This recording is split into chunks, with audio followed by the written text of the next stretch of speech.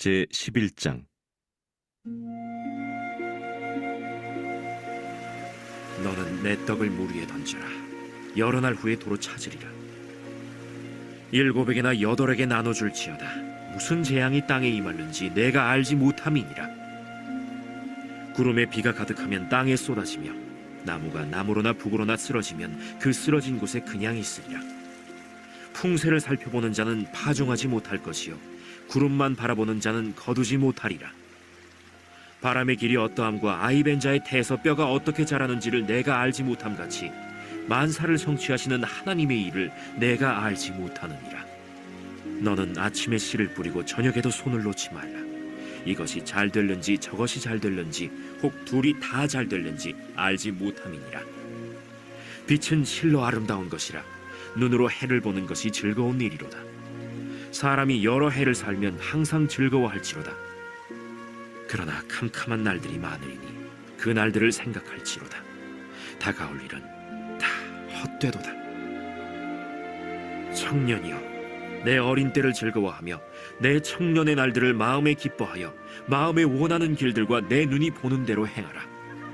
그러나 하나님이 이 모든 일로 말미암아 너를 심판하실 줄 알라. 그런즉 근심이 내 마음에서 떠나게 하며 악이 내 몸에서 물러가게 하라. 어릴 때와 검은 머리의 시절이 다 헛되니라.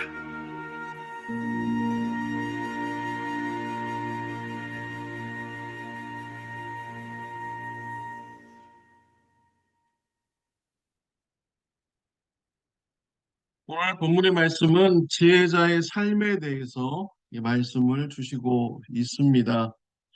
첫 번째로 나눔의 삶이 지혜자의 삶이다라고 하셨습니다. 1절에 보면 너는 내 떡을 물 위에 던져라. 여러 날 후에 도로 찾으리라 라고 했습니다. 떡을 물 위에 던지라 라는 말씀은 양식을 이웃들과 나누라 라는 이런 말씀입니다. 양식이 풍성할 때가 있고요. 또 삶을 살다 보면 또 곤고한 날이 올 수가 있습니다. 양식이 풍성할 때 이웃들과 나누는 삶이 지혜로운 삶입니다. 나중에 곤고한 삶이 올 때 내가 나누어 주었던 이 사람들 중에 혹시 누가 자신을 도와줄 수 있기 때문입니다. 성경에 보면 도르가라는 여인이 있습니다. 구제하는 일에 힘썼던 사람입니다. 어느 날 병에 걸려서 죽었습니다. 도르가로부터 도움을 받았던 여인들은 사람을 보내서 사도 베드로를 청하했습니다. 베드로가 도착했을 때 도움을 받았던 사람들은 도르가로부터 받았던 옷을 다 들고 서 있었습니다. 여러분 생각해 보십시오. 그 모습이 얼마나 감동적입니까? 도움을 받았던 사람들이 한 마음을 품고 하나가 되어서 도르가를 살려달라는 이런 기도를 드리고 있는 것이죠. 하나님께서 얼마나 기쁘게 보셨겠습니까? 베드로가 도르가를 위해서 간절히 기도하자 도르가가 살아났습니다. 하나님께서 살려 주셨습니다. 도르가는 평소에 구제 사역을 열심히 했는데 죽었을 때 도움을 주었던 사람들이 도르가에게 도움을 준 것입니다. 나누는 삶, 지혜로운 삶이다 라고 본문에서는 말씀하고 있습니다. 두 번째로는요, 열심히 일하는 삶이 지혜로운 삶이다 라고 했습니다.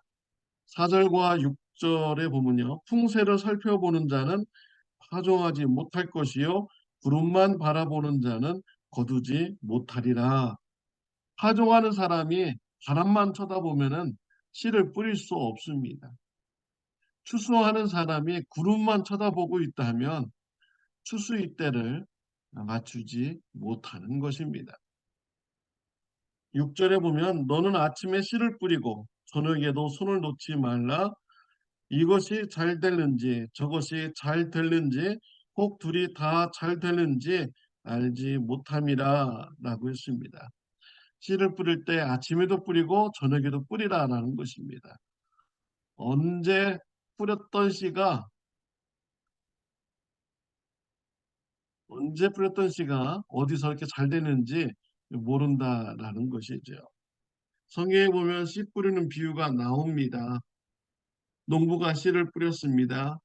길가에 떨어졌습니다. 돌밭에 떨어졌습니다. 가시밭에 떨어졌습니다. 옥토밭에 떨어졌습니다. 옥토밭에 떨어진 씨는 잘 자라서 많은 열매를 맺혔습니다. 이 비유에서 씨는 하나님의 말씀입니다. 밭은 사람의 마음의 밭이 있죠. 우리가 하나님의 말씀을 열심히 뿌려야 됩니다. 하나님의 말씀이 때로는 길가와 같은 마음을 가진 자에게 떨어질 수도 있고요. 돌밭과 같은 마음, 가시밭 같은 마음에 떨어질 수 있습니다.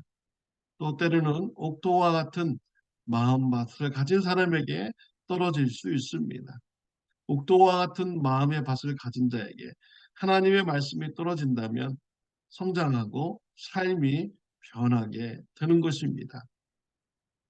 우리가 어떤 사람이 옥토와 같은 마음을 가진지 우리는 잘 알지 못합니다. 그래서 우리는 아침이든 저녁이든 우리가 열심히 하나님의 말씀을 뿌려야 되는 것입니다. 디모데 전서 디모데 후서 4장 2절 말씀에 보면은 너는 말씀을 전파하라 때를 얻든지 못 얻든지 항상 힘쓰라 범사에 오래 참음과 가르침으로 경책하며 경계하며 권하라 라고 했습니다. 때를 얻든지 못 얻든지 하나님의 말씀을 전파하라 또 권고하라 라고 말씀을 하고 있습니다. 하나님의 말씀을 언제든지 전하는 저와 여러분들이 되시기를 바랍니다.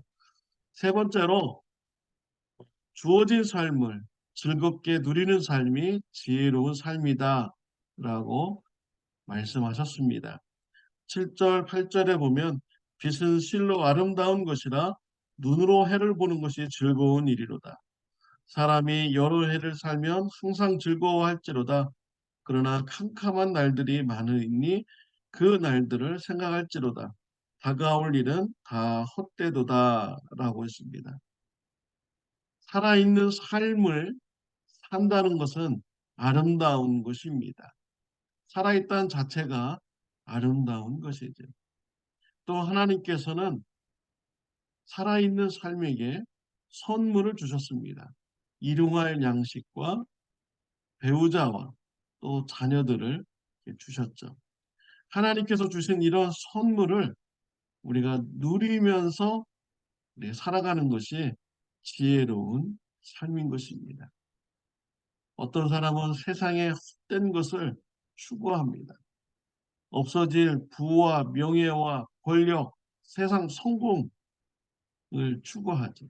이러한 것을 추구하다가 하나님께서 주신 선물을 소홀히 여깁니다. 하나님께서 주신 선물을 누리지 못하게 됩니다.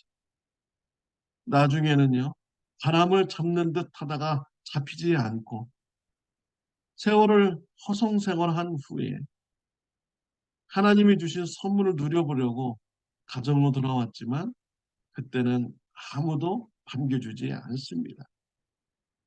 어리석은 삶을 사는 것이죠. 하나님께서 주신 생명 누리시기를 바랍니다. 하나님께서 주신 일용할 양식 감사하며 즐겁게 누리시기를 바랍니다. 하나님께서 주신 배우자와 자녀들 행복한 관계를 가지시기를 바랍니다. 이것이 바로 지혜로운 자의 삶인 것입니다. 사랑하는 성도 여러분, 하나님의 선물을 즐겁게 누리시기를 바랍니다. 열심히 복음을 전하는 삶이 되시기를 바랍니다.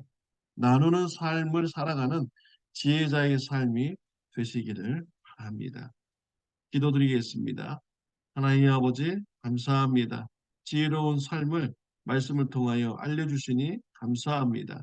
이 땅에서 어리석은 삶 살지 않게 해주시고 지혜로운 삶이 풍성하게 하여 주옵소서. 나누게 하여 주옵소서. 복음을 전하는 자가 되게 하여 주옵소서. 하나님께서 주신 선물을 누리는 자가 되게 하여 주옵소서.